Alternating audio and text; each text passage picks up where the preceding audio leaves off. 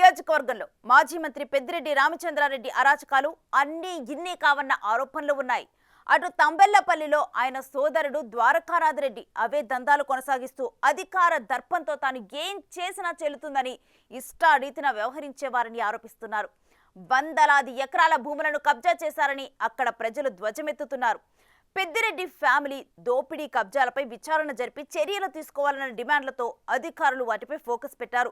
వెలుగు చూస్తున్న అవినీతి భాగోతాలు చూస్తూ అధికారులే ఆశ్చర్యపోతున్నారట.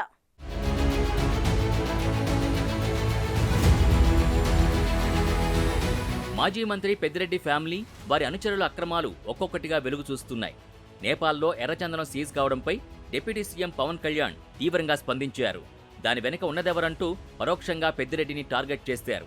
ఇక పెద్దిరెడ్డి ఉమ్మడి చిత్తూరు జిల్లాలో పెద్ద ఎత్తున అటవీ భూములు, ప్రభుత్వ భూములు ఆక్రమించారని ఆధారాలతో సహా చంద్రబాబు శ్వేతపత్రం విడుదల చేశారు. ముఖ్యంగా రాగానపల్లి ప్రభుత్వ అసైన్డ్ భూములు 982 ఎకరాలు తన బినామీలకు పట్టా చేయించుకున్నారని కలెక్టర్ విచారణలో బయటపడింది.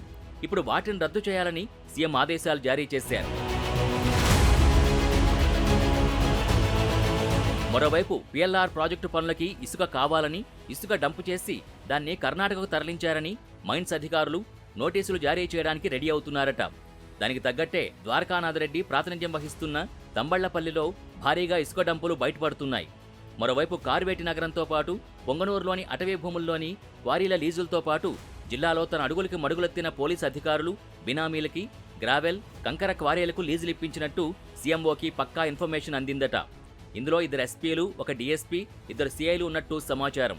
వారందరిపై చర్యలకు సిఐడి రంగంలోకి దిగినట్టు తెలుస్తోంది.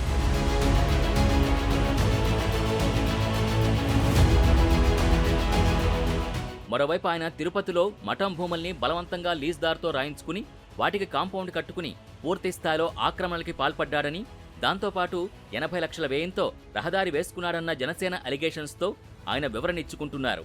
కోర్టుకు పోయి రహదారి ఖర్చుల్ని చెల్లిస్తానని పిటిషన్ వేసుకున్నారు. దాంతోపాటు తనకు రక్షణ పెంచాలని హైకోర్టుకు పోవడంతో ఆయన అసలు రంగు బయటపడిందని ఇంతకాలం ఆయన వెంట తిరిగిన వారే వదిలిపెట్టిపోతున్నారు.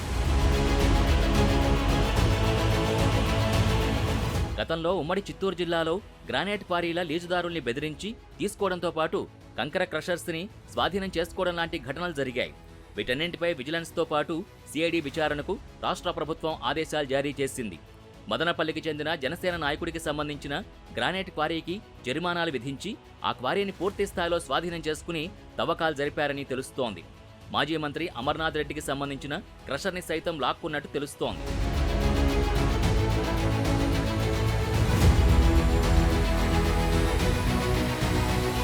వీటితో పాటు రాయల్టీ వసూళ్లలో కూడా పెద్ద ఎత్తున దందాలకి పాల్పడినట్టు ఫిర్యాదులు అందడంతో సమగ్రమైన విచారణకు రాష్ట్ర ప్రభుత్వం ఆదేశించింది.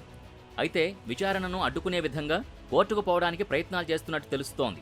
ట్రాన్స్కోలో కూడా పెద్ద ఎత్తున అక్రమాలు జరిగినట్టు ఇప్పటికే విద్యుత్ శాఖ శ్వేతపత్రంలో చంద్రబాబు ప్రకటించారు. అందులో కూడా పెద్దిరెడ్డి పాత్ర ఉందంటున్నారు.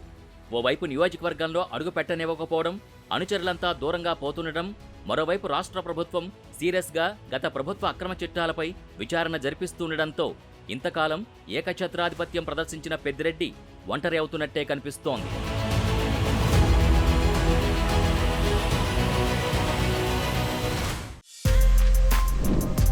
For more videos like this, subscribe Big TV channel.